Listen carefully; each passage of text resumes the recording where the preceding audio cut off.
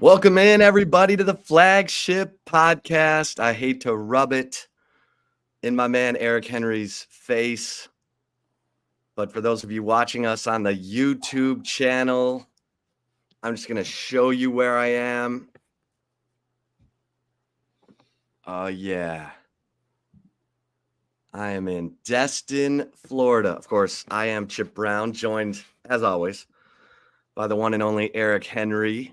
Flagship Podcast, Horns 24/7, bringing it to you from SEC meetings in Destin, Florida.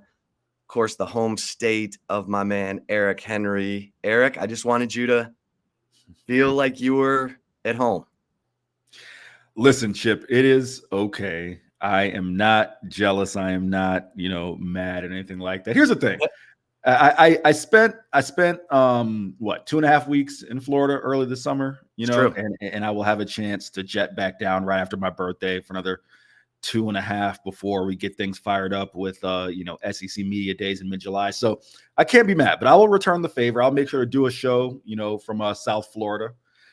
Shoot the old camera out there to the Atlantic Ocean and show you some of the sights. But how you living, man? Like, listen, Chip Brown, can we just talk about it for a second? This man is tanned. He is rested. The hair is looking good. I mean, come on. Like, let's acknowledge that for a second. Oh, well, last night, the wife and I were having dinner at a restaurant. And as we're leaving, we look over at the bar. There is Kirby Smart, Lane Kiffin, Hugh Freeze, John Calipari, Chris Del Conte, Jay Hartzell, Vic Schaefer, Brent Venables, Rick Barnes. I mean, everybody's here. I mean, all the football coaches, basketball coaches, obviously not the baseball coaches, because all of the SEC is in NCAA postseason play, it seems. But as is the softball, all 13 softball programs in the SEC are in NCAA postseason play, or at least were before regional play began. But it is different this year because Texas is now a month away from actually officially joining the SEC, and of course will be playing in the SEC in the 24-25 school year. So it's been illuminating, and we'll get into it, kids, because you think, oh, it's just about to turn June, there's nothing going on. Wrong. We're here to tell you there's a lot going on. And obviously, this is our first podcast since the NCAA settled 3 antitrust lawsuits that will reshape college athletics as we know it, Eric. Obviously, the $2.8 billion settlement with former student athletes, but then we're going to have roughly 22 million, or it's supposed to be 22% of your athletic revenue that is going to be shared with student athletes beginning in 2025, as well as some changes to scholarship roster limits. They're not calling it scholarship limits, they're calling it roster limits. But the biggest impact, it appears, is going to be football, because there's been talk of reducing the roster for football from 120 to 85, which is the number of scholarships that football has. So no walk-ons. Obviously, the football coaches here at SEC meetings are not they don't want that. They disagree with that, but they may not have a say. And so that's been a hot topic, obviously. And we don't know yet what the roster limit for football is going to be, because as Greg Sankey, the SEC commissioner, continues to say, the settlement isn't done yet. It will be hammered out over the next 6 months or longer, leading up to 2025. But when I asked Greg Sankey, is it your gut instinct that roster limits are coming to football, he said, times they are a-changing. So that is code for yes. And he wants the football coaches to be prepared for what comes. And obviously there's health and safety concerns, that kind of thing, because you want to, the top programs want to be able to 2-point, which means have 2 practice fields going at once. Preferably you have your offense working against scout team defense. You have your defense working against scout team offense. That allows for all your roster, your younger players, to get a lot of reps instead of 85 guys standing there watching 22 guys practice. So we'll see how this evolves, but Steve Sarkisian, no surprise, Eric has said, hey, we have to adjust and adapt. That's what we've been doing nonstop since the transfer portal and NIL. We'll have to adjust and adapt to whatever comes with this. Chip, I'm going to take this in a couple different directions. I'm going to make 3 points. One, I think Texas fans should feel incredibly fortunate that Steve Sarkisian is their head coach. And I try not to lean too much on my time covering Group of 5 football here, only when it's analogous in my mind. I covered a Florida national program who was headed by a notable head coach, Butch Davis, someone who's coached in Miami Hurricanes, the NFL. He is someone, and Coach Davis and I have a good relationship, but and I would tell coaches to his face, I think one of the failures of the end of his tenure was a failure to adapt to NIL, right? And the fact of the matter is this, like you said, Greg Sankey said, times are changing. The coaches who are flexible and are able to adapt and are willing to adapt will succeed in the new environment. Those who try to fight it won't. It's as simple as that. It's that simple. If you try to raise a stink and long for yesteryear, you will get left behind by the coaches who are embracing the ability to adapt. Again, I'll give the analogy. My time covering Group of 5 football, Coach Davis, when I spoke with him, was very adamant. I don't like the transfer portal. Guys, you should have to sit out a year. That was perfect. That's a direct quote from him, right? How do I recruit when I'm not going to be able to coach guys who are going to be juniors and seniors? They're on other teams. I'll give you another coach from a Group of 5 level, Tyson Helton, of course, who was Kenny Baker's former boss at Western Kentucky.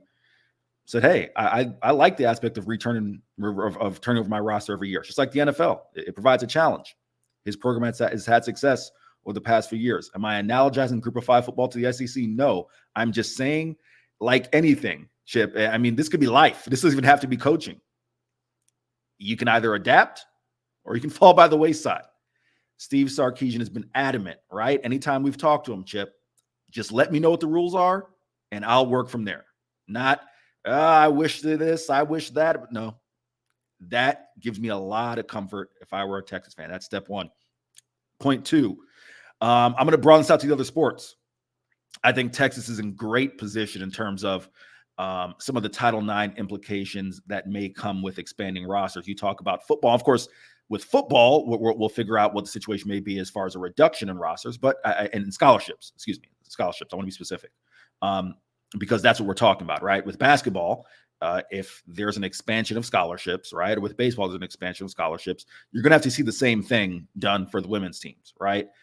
Texas is in great position, whether it's women's basketball or softball, to be able to, kind of adapt and foot the added costs that will come with expanded scholarships in those sports because of the Title IX implications there. So that's the second point I want to make. Here's the third point, Chip, and you can veto this. If you feel like this is getting ahead of the discussion, I'll, take a pass and we can do another time.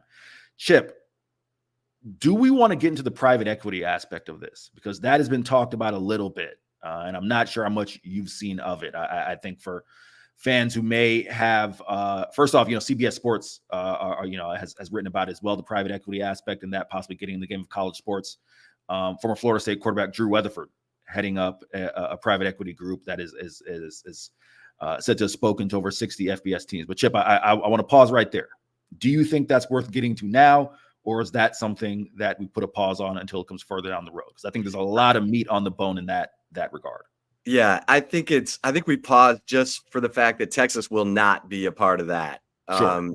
they have the resources. They don't have to lean on, private equity, which can be really dicey. Greg Sankey warned about that yesterday. He said, those folks want return on investment. Be careful. So, the good news is from Texas's standpoint, they're not going to have to get into that world, but there will be schools that are going to be tempted because they don't have the revenue that Texas has. If you look at the fact that they're trying to share revenue with student athletes and it's supposed to average about 22%, but it's kind of capped, at least what we've heard so far, at 22 million. Well, 22 million, Tech brings in 239 million in revenue. 22 million is only 9% of what Texas is bringing in revenue wise. So if it is capped at 22 million, that's a benefit for Texas, which should be able to absorb those costs. It's not going to be easy or, carefree. It's going to hurt, but Texas can manage it. So it's going to be fascinating over the next 6 months to find out what the actual terms of this settlement are. But yeah, I mean, there's all kinds of change coming to college athletics. And I'll take you back to this point you just made, Eric, which is how SEC ready is Texas? Because when this was announced, when the news broke in the summer of 2021 that Texas and Oklahoma were interested in joining the SEC, and the SEC quickly extended an invitation, and we've had 3 years of kind of do-si-doing, and it's kind of been I don't know if awkward is the word, but for 3 years we've known Texas is headed to the SEC. And when the news broke in 2021, I don't know how many Longhorn fans felt like Texas was SEC ready. And remember, at that time, they were supposed to join in 2025. Texas is leaving a year early. They had to flip the Michigan game from a home game to an away game to satisfy Fox as part of Texas's ability to get out of the Big 12 a year early in 2024 as opposed to 2025. So you've got, all this happening. And when you started in 2021, it didn't look so good. You had going 5-7 in year one. And Texas fans are probably like, oh boy. But now you look, and Texas coming off the Big 12 championship, their first college football playoff. They're seen as a top 5 team with a quarterback who's, Quinn Ewers is a Heisman favorite along with Georgia's Carson Beck. I mean, I would say Texas is looking pretty good now as being SEC ready. Eric, your thoughts? We'll get into this a little bit and take it or leave it, but there's no doubt that if you take a look at the way Texas closed out the 2023 season, speaking of football specifically here, it couldn't have been any better. I think we talked about this at times on the podcast, how crucial it was for Texas to leave the Big 12 with a statement, not necessarily, and this is my position, maybe this is the outsider in me, right? Like, not as a screw you to the Big 12, but as a, hey, we're ready for the SEC, right? Like, Texas was leaving the Big 12 one way or another. Obviously, you want to do it in great position, and you want to, be able to, give one to Brett Yormark for his comments he made in Lubbock, right? But it wasn't, for me, it wasn't as big of a deal about as sticking it to the Big 12 teams as much as it was, hey, we can walk into this new conference, the strongest football conference in America, with a whimper, right? Or we can walk in with a statement and chip. I don't think there's any debate in my mind. You take a look at the way Texas closed out 2023, the momentum it gained by beating Alabama in Alabama and making the college football playoff. And then you move to the SEC. Those things matter in recruiting because now, as I've said, I've written about this and I've talked about it. I don't think you can debate that Texas is a top 3 team in the SEC, just in terms of recruiting momentum, recruiting buzz. I'm sure our guys, Jordan Scruggs and Hank South, would co-sign this. I can't think of 10, 11 other teams in the SEC, and that includes Oklahoma, that I think from a on-the-ground recruiting perspective, who are going to maximize, get the most value out of that SEC patch being on their jersey coming off of last year than Texas. Yeah. Georgia's going to be there.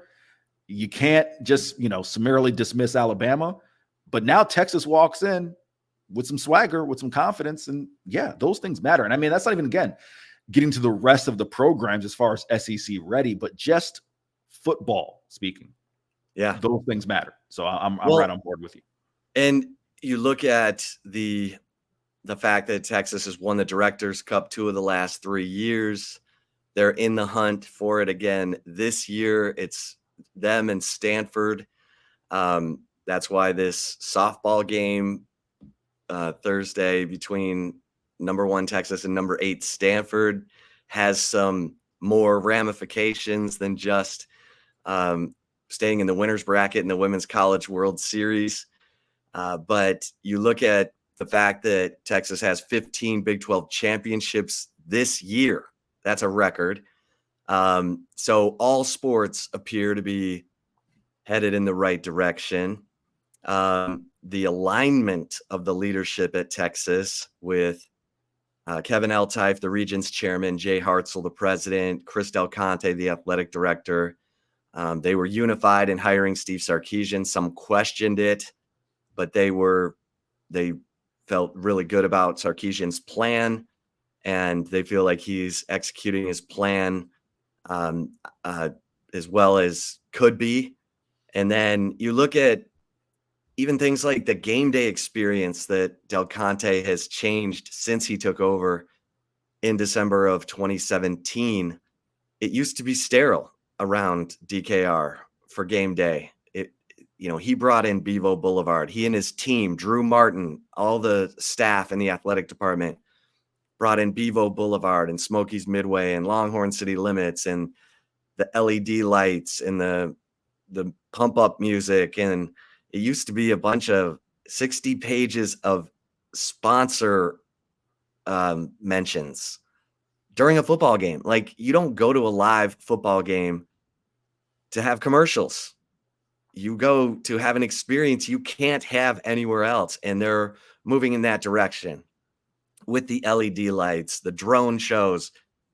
It's ready. It wasn't ready just 5 years ago. So I think there's a lot of momentum. I agree with you. The momentum is huge. Perception is reality in a lot of cases, especially in recruiting. And right now the perception is Texas is moving in the right direction, and they're moving fast. So as can I jump in and make one quick point, just because you were talking about the game day experience, and obviously, I wasn't here prior to last year. You can speak to what it was in the past, but you and I have talked about this. I don't know if we've talked about it on the show, but we've talked about it privately, how impressed we were with the game day atmosphere at Alabama. They do not give those fans an opportunity to sit down. They do not give those fans an opportunity to not be engaged with the game on the field, right? And we've all covered schools. I mean, I've heard from others that Texas was that school, but we've all been a part of game day environments where it's more a social hour than it is a football game, right? And you don't want that. But that's just piggybacking off your point going to the SEC. I felt like I came away so impressed with that Alabama atmosphere where, again, if you weren't there, I just kind of bring you in. Whenever action stops, I mean, whether it's music, whether it's coordinating with, the student sections, whether it's things for alum, they do not give those fans a reason to not be fully engaged for however long 4 quarters is going to take. Yeah, it's impressive. To me, it is one of the blueprints for success in terms of a game day experience at Alabama. And I agree with you. I mean, what is it? Dixieland Delight by the band Alabama. It's something else because you've got 100,000 all singing together and you feel it. That's what made that win by Right. Texas Right. even more impressive, because when Alabama cut it they had the lead going into the fourth quarter. Then Texas takes it back. But it was a seesaw game. It was a 3-point game. And then Texas pushes it out to a 10-point win. And I think Jalen Ford said, we had the lead and it felt like we were losing because of the atmosphere in the building. So, yeah, I agree. It's a big step. And Steve Sarkisian said this week, he talked about the portal additions to the team for the first time, the most recent portal additions, Bill Norton, Jermaine Lole, and Javion Cole. He said, absolutely, Bill Norton nose tackle. And that's a big deal just because that's where Byron Murphy was playing. I think we will see Bill Norton and Alfred Collins out there together. If not as the starting duo a lot, especially on first down. And I think, Jermaine Lole gives them flexibility because he can play nose, he can play 3 technique, he can play 4-eye. And then Javion Cole, who you've written about, Eric, this kid is a jewel. I mean, they've diamond in the rough, kid who started at Cal Poly.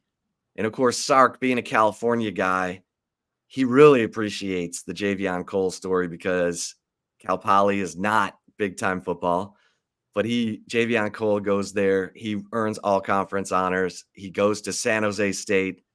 He earns all conference honors. And now he's getting his chance at Texas to show he's SEC ready. And Sark says this kid has a chip on his shoulder. Really excited about him.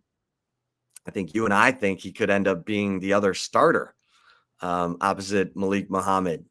He's got that much game. So we'll see. I mean, he's got to get to camp. He's got to, get adjusted to all that. But everywhere he's been all conference. So those are, portal additions Steve Sarkisian feels are going to have an impact. Here's the thing in my mind about Javion Cole. And again, if you haven't had a chance to check out the piece I did on him, it's on horns247.com. When I had a chance to speak with his former defensive coordinator, Cody Van Oppen, someone I got a chance to know a little bit during my time covering, smaller leagues. Cody said flat out, listen, the only thing in his opinion that really stopped this kid from being the type of Division I recruit that, would have not even the San Jose States of the world, but, maybe some of the bigger time schools was a physical development. He was, pretty slight. And B, just, where he played high school football in Oakland, sometimes you have kids who go overlooked just in that area. But to your point, Chip, you don't come out of Oakland and not have some swagger, right? You don't come out of Oakland and not have a chip on your shoulder. Go ask Marcus Peters, right? Like, you don't come out of the Bay Area and not have a measure of confidence. And that's one thing that Cody said is from day one, that guy has always believed that he could be a talent. So interesting to see what happens as you talk about, Chip. He's got to hit the ground running here at Texas, got to get in the weight room, but there's no reason from an actual athletic perspective that he doesn't have all the makeup there to be an impact player. So we'll see what happens. But no, I think it's an interesting point, you raised with Bill Norton. I never even considered, and that's probably faulty on my part, the idea that some of these guys could just be situationally applied, right? I kind of looked at Vernon and AC as that frontline 1-2 punch, and then I just thought naturally, given their cohesion, that Bill Norton, Tia Savea, you come back and that's another group, and you see what happened to Jermaine Lole. But to your point, no, that could be interesting, especially if you're trying to, and we've talked about it, Texas, Chip, if they have the number 3 run defense in the nation this year, then hey, we might as well just national championships in Atlanta this year. Am I correct? Am I off? Yeah, make your plans now. We might just book the hotel now, right? Like, I mean, that's not what I'm expecting. But if they can allow 105, 106, 107 yards per game, then right, like you still have a really, really good run defense that's top 10, top 15 in the nation right there. So if Bill Norton as a nose can fill that role, and then, Jermaine Lole, someone who has that versatility, we'll see what happens. But it's at least from Steve Sarkisian's perspective, to hear his optimism with that group, because he was very adamant that he felt he needed big bodies, big humans. He needed more depth on that defensive line, defensive tackle spot. We'll see what happens. I just published the 2024 first edition of our farm system series. Sadir Mitchell still makes our top 10. He's a guy who needs to rise to the occasion. Alex January, again, you're going to have 5 defensive tackles played, and probably going to get a 6th who's going to rotate in there as well, and see a measure of snaps. Who are those guys going to be? But no, to your point, interesting to see where these new additions, these transfers, these veteran guys fit in.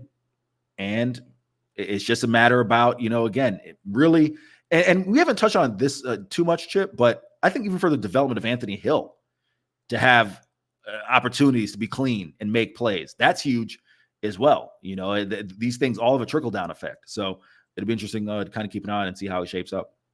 Yeah. No, it's good stuff. Rodney Terry, men's basketball coach, very excited about all of the portal additions, primarily in the backcourt and wing that he's added.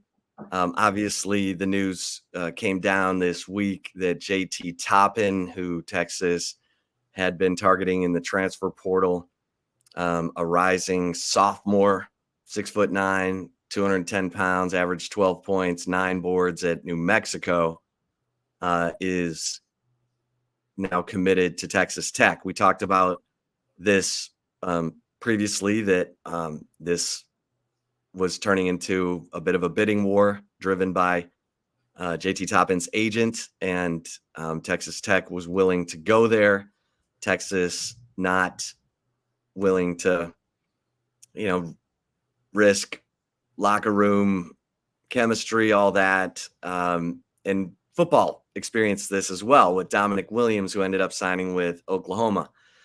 And it's not that Texas couldn't go up in a bidding war. They just didn't, for, reasons that I just mentioned. So it's, so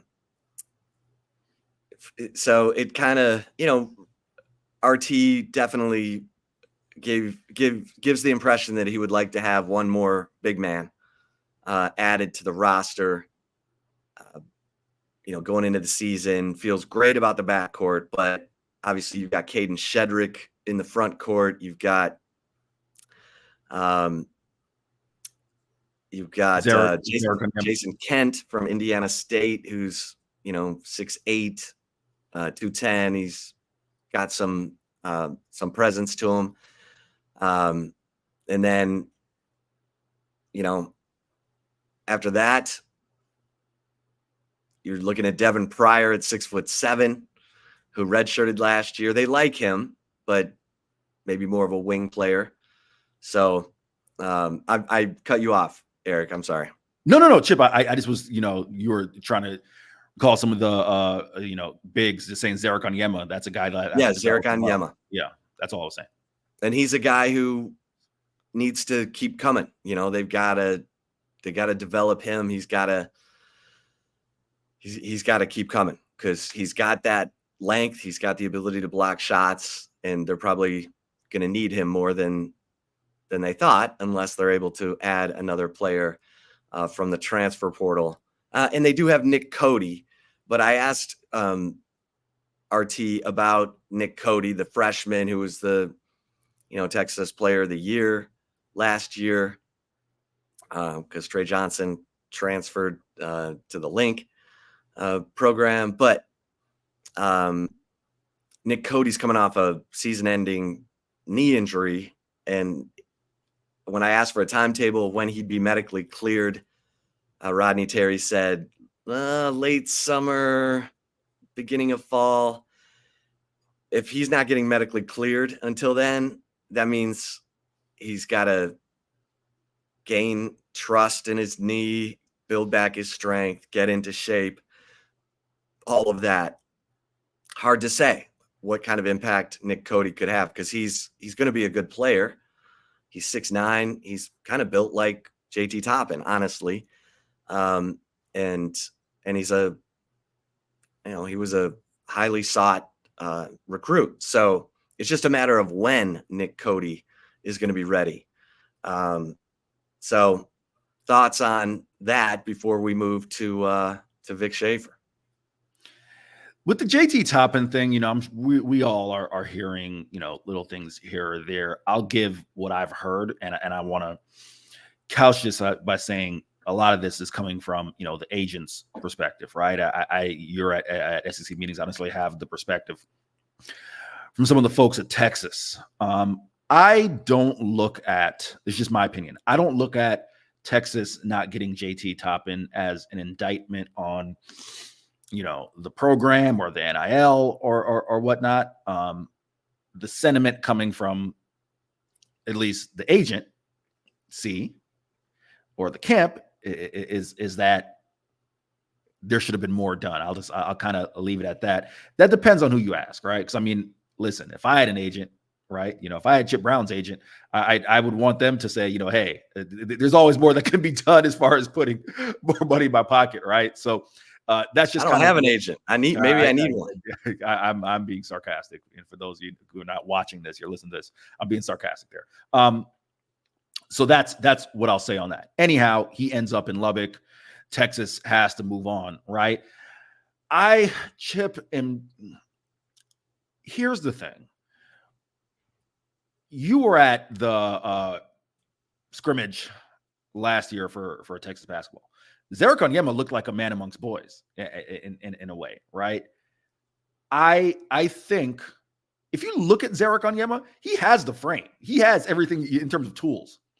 I think another year in the weight room, another year playing big-time basketball. Because, again, I had a chance to talk with some people who knew him at UTEP from my time covering Conference USA. They all said, man, he's raw. He's not necessarily ready right now. We're a little surprised he ended up there now, even, the relation with Rodney Terry notwithstanding. But I do think he can be a guy who the ceiling is still there. I don't want to just write him off just yet. The big thing with Zarek is just defend, rebound. Don't let the offense affect your defense. That sounds like a Rodney Terry talking point, but anyone who saw Zarek last year, it was that ball would hit his hand in the paint and it would stop. You hit that dribble again, and then he kind of gave you that baby hook that was, maybe hitting 4 out of 10 times. And then, that would affect the other side of the ball, right? Like, just be that guy who's, I hate to use this analogy, Chip, but like a Ben Wallace type, that's going to just energy, rebound, like ferocious. If he does that, he'll make Rodney Terry a very happy man, very happy coach. So there's that aspect. But to the rest of the guys you talked about, maybe I'm trying to talking myself into this, Chip. I've seen teams, I look at UConn, not comparing the Horns to UConn, but they won with guard play, man. And if you have really good guard play, especially in March Madness in the tournament, that can get you there. And I don't think there's any doubt about the guard play on Texas's team right now.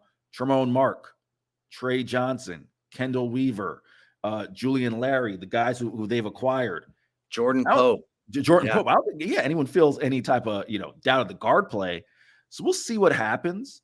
Of course, you want to have another, even for depth purposes, right? Because Caden Shedrick is someone who hasn't really been healthy for an entire year for the majority of his college career. And when I spoke with Caden following the season-ending loss, one of the things Caden said, like, look, I'm coming back. One thing I'm excited about is for the first time in my collegiate career, I'm going to have a whole offseason where I'm not rehabbing something. Like, I can just work on my game, right? So we'll see what happens there. From a depth perspective, I'm sure you just want another big, but I'm kind of talking myself into the idea, Chip, that this, let's just say they strike out and they don't necessarily get a big they think can be an impact guy right now. I'm kind of talking myself into the guards and the wings being good enough to where this thing can still work. Yeah, I agree. And I think that you've added length and size on the perimeter. Tremone Mark is 6'6". Trey Johnson is 6'6". Jordan Pope 6'2", Julian Larry 6'3", Kendall Weaver 6'3", with a wingspan of a guy who's 6'6". They're not gonna get rolled and picked on the way that they did at times last year when they were up against bigger perimeter players, and you had, Max Asmus at maybe 6 feet tall. So you've added that length. You should be a better defensive team. Tremont Mark is a guy who can slash. He's going to get to the basket. Capable 3-point shooter, but you've got other 3-point shooters in Julian Larry and Jordan Pope. So, yeah, I think it's going to be all about how these guys come together. How do they mesh as a team? How do they defend as a team? How do they rebound as a team? And how do they play off of each other? So that's coaching, and RT, usually pretty good at getting guys to come together, but he's got a lot more portal additions this season than he had last year. So we'll see. Obviously, Dylan Mitchell gone, Tyrese Hunter gone. All right, Vic Schaefer. Vic Schaefer feels like he is closing in on it, Eric. He has been to the Elite Eight 3 times in 4 years at Texas. He adds Layla Filia from Michigan, who averaged almost 17 points per game, will rebound, can pass the basketball, 6 feet tall. I mean, she was the crown jewel of their transfer portal efforts, and she replaces Shaylee Gonzalez, the 6th-year senior, and they feel really good about her ability to score at all 3 levels, defend, rebound. And then they bring in 6'6" Kyla Oldacre from Miami, who is a wide body, tough, going to move people out of the paint, is not afraid. And so Vic Schaefer feels really good about the size.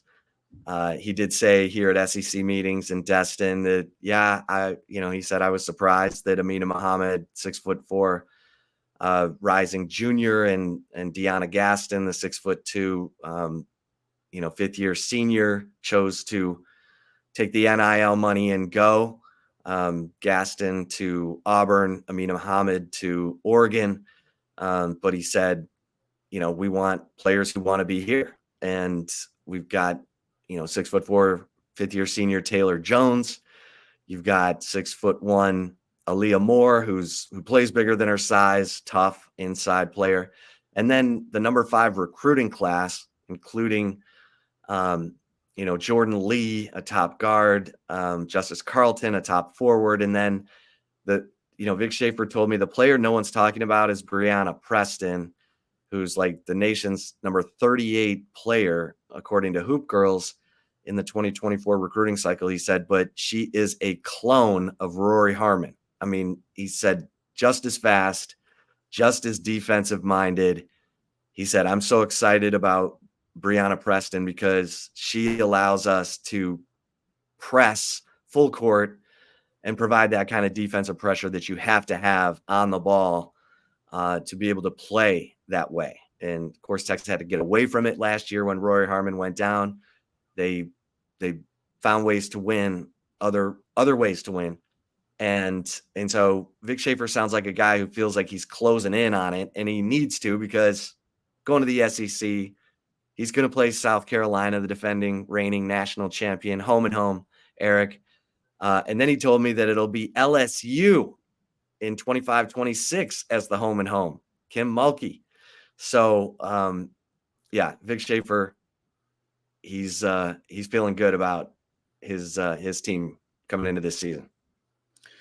Chip, I think you put a pretty good job covering everything there. There's a couple things that stood out to me. One, I'm a little surprised to hear Vic say that he was surprised by the transfer of Deanna Gaston, only because if you remember prior to last year, she was a starter.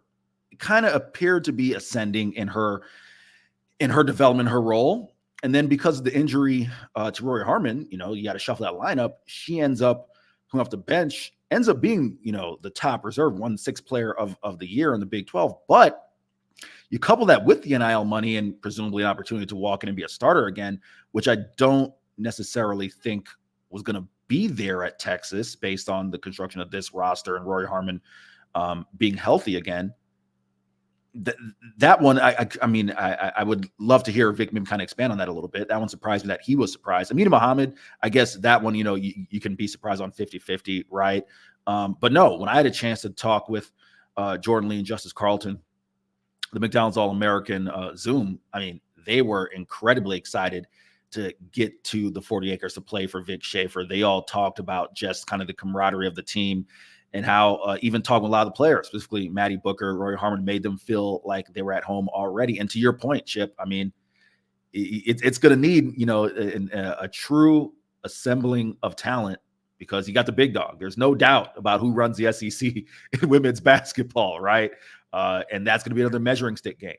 That is going to be another measuring stick game. And they'll have two cracks at it, Chip, in my mind, to really see, okay, are we the type of team that we think can not just make an Elite Eight? And it's no shade, to make an Elite Eight in women's basketball, right? But obviously you want to be part of that Elite Four, then ideally playing for a national title. They're going to have two cracks at it. And also, LSU will come to Moody Center. Kim Mulkey making her first trip to Moody Center, her first trip to Austin since 2021 when she was at Baylor, right? So they're going to have a couple of measuring stick games, but especially those two cracks at South Carolina to see, can we hang with the big dog? Yeah. I mean, Vic is he got to the championship game twice. He didn't win it. He's obsessed. And that's what you need. Nick Saban has said you kind of got to be obsessed about your process and your excellence to make sure that everybody gets it. So fun to watch Vic Schaefer's teams play for sure, especially when they are pressing full court. All right. And obviously we could have led with this. The number one Texas softball team in that incredible super regional against Texas A&M. And I said it before, I'll say it again. The NCAA committee kind of screwed A&M by giving them a 16 seed. They were way underseeded. They probably could have been a 7 seed. They finished third in the SEC, which got all 13 teams in, and somehow they're the 16 seed. That looked like the committee trying to force entertaining super regional, and it was, but it was worthy of the College World Series, both teams, and the drama, the Texas falling behind in every game, coming back, taking the lead, losing the lead in game 2, and then eking out a 9-8 win. It was phenomenal stuff. And then a 6-5 victory, more late game heroics from, Viviana Martinez and, Reese Atwood getting plunked 4 times in the final 2 games of that series. The Big 12 Player of the Year. She wasn't happy about it. I wouldn't have been either. Emily Kennedy for A&M pitching, 254 pitches in the first 2 games and then making an appearance in game 3. I just thought this was fantastic theater, Eric, and Texas. They are battle tested going into this Women's College World Series. No doubt about it, Chip. I'll just quickly add, Mac Morgan obviously did a hell of a job. Game 3. What stood out to me, Chip, was the intensity of the atmosphere of these games. I mean, that's just something that is high level drama. I don't care. It's just sports fan.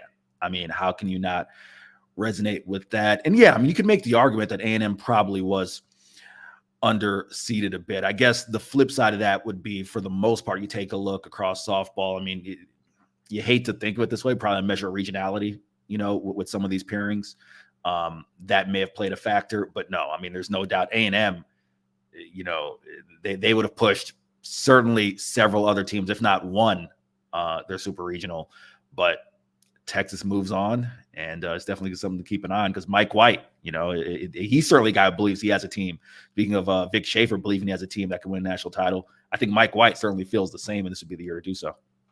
Yeah, and he's got some youthful players.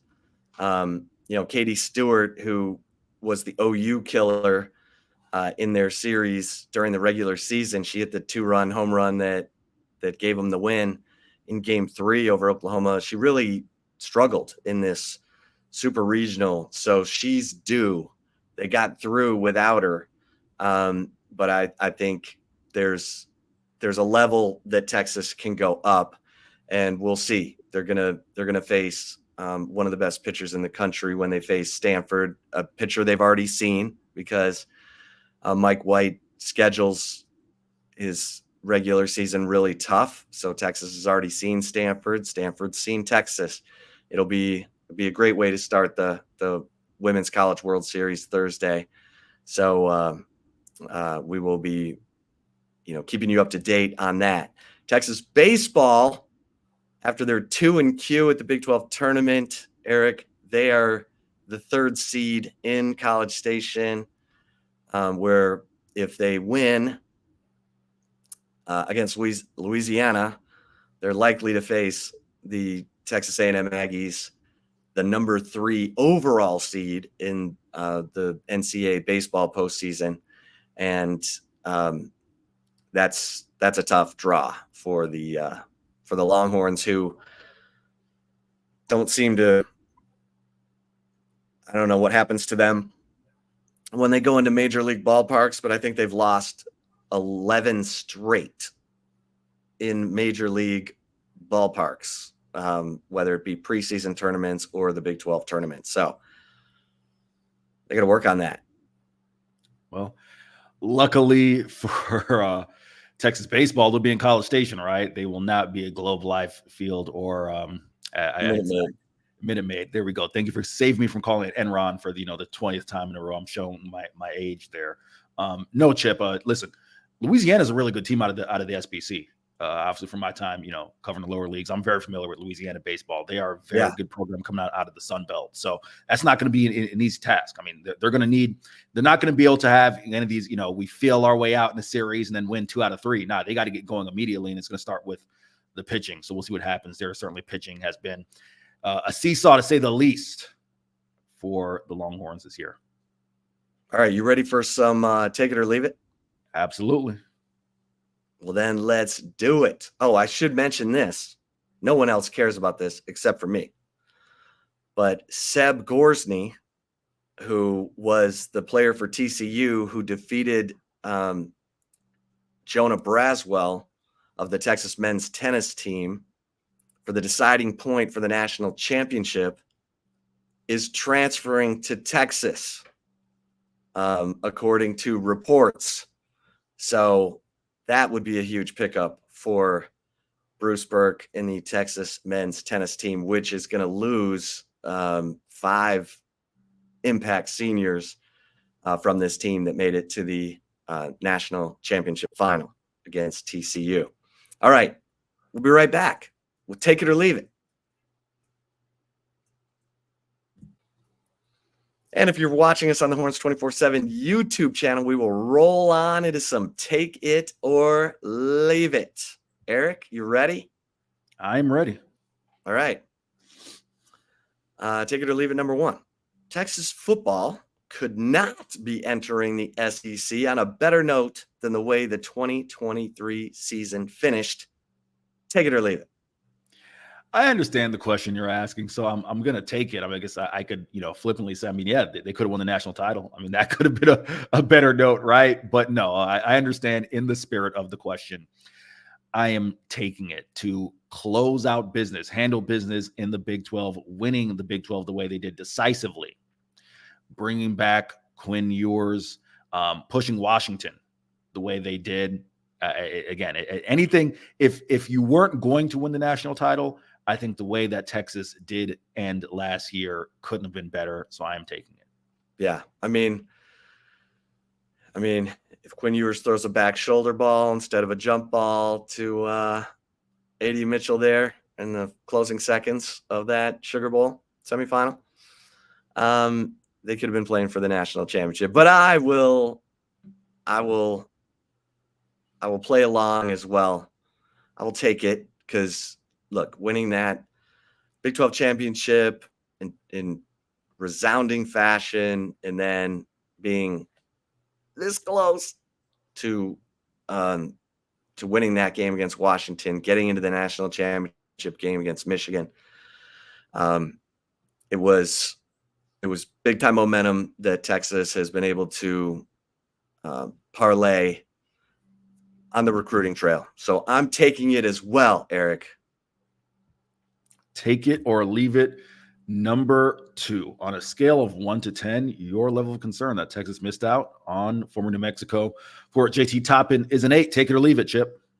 You know what? I'm going to leave this. I think Texas has done well in the portal. We talked about it with, Tremont Mark and Jason Kent and Julian Larry and Jordan Pope. To add to the returners, Kendall Weaver, Caden Shedrick. Of course, Trey Johnson, who's 6'6" shooting guard like you can't believe. I'm interested to see what Rodney Terry can do with that cast. I don't think, JT Toppin, good for him. 12 points, 9 boards as a freshman at New Mexico. Commanded top dollar in the NIL market. But I think Texas has enough. They're going to have to stay healthy. They're going to have to come together. They're going to have to be well coached. But I think I'm going to leave this, Eric. How about you? Yeah, I'm leaving it too. As I kind of alluded to when we're talking basketball in the earlier portion of the show, I'm really high on the guard play. I think not just guard play, right? Like, let's make this clear. Elite guard play can get you to where you want to go. And I do think Texas, based on the length they've been able to add in the offseason and the caliber of these guards, that's something I'm keeping my eye on. That leaves me with a measure of optimism that even they missed out on, one of the premier talents in the portal on JT Toppin, they're going to be fine. I will say this, Chip, and this could probably be a segue into a later episode. Rodney Terry, throughout last season, said to us post-game, no matter how many times we asked, this team is still coming together. It's a group of guys who, we brought in transfers, and they did bring in a fair amount of transfers, right? Now, Chip, if the argument is the truth behind that statement is, well, we didn't get Ron Holland, and we had to settle for a couple guys, maybe just to fill the roster. I can live with that, right? But if the truth, right, is, well, we're trying to mix all these personalities together, well, then you're going to do it again this year. So you got to hit the ground running a lot quicker than you did last year. So that just gives me a little bit of hesitation on that part. But to this question, I'm leaving it. All right. Take it or leave it, number 3 here on the Flagship Podcast. Eric, your level of confidence in Texas softball advancing in the Women's College World Series is equal to your confidence UT baseball doesn't get out of regional play. Take it or leave it. Yeah, Chip, I'm taking this. As I kind of said, I didn't kind of say, I did say it. Louisiana's a really good team, and they're coming ready to go. If Texas does not, talking about baseball, of course, if Texas baseball does not have their A game ready to go, this could be a short stay. Now, granted, you would like to think what could shake them more than their 0-2 run in the Big 12 tournament, right? Getting bounced the 2 games, that they should be, on high alert. But yeah, as far as that's concerned, absolutely. And with Texas softball, don't come more battle tested than that series, right? that we face in Texas A&M. So no, I am taking this one. Yeah, and I think the 2022 Texas softball team that made it to the Women's College World Series Championship Series against Oklahoma faced elimination 5 times and won. So Mike White's teams tend to have a resilience and a toughness that, a never say die quality to them. So I am taking that as well. Because as much as Texas baseball has scrapped and clawed at times, winning, the Big 12 series that they won, let's be honest, the Big 12 baseball season was not anywhere close to the SEC's baseball season in terms of, quality teams up and down the conference standings. So, but good luck to both teams for sure as postseason play continues. All right, everybody. Thanks for tuning into this episode of the Flagship Podcast. For Eric Henry, I am Chip Brown. Until next time, we'll see you over at horns247.com. Make sure that you become an annual subscriber so that you get VIP access to all the team sites in the preeminent 24/7 sports network. Football season never ends on these team sites, folks. So get your fill. And, Texas moving into the SEC. Eric and I will be back to continue to count that down. July 1st, it becomes official. But we'll see you over at Horns 24/7. Until then, stay safe and keep the faith.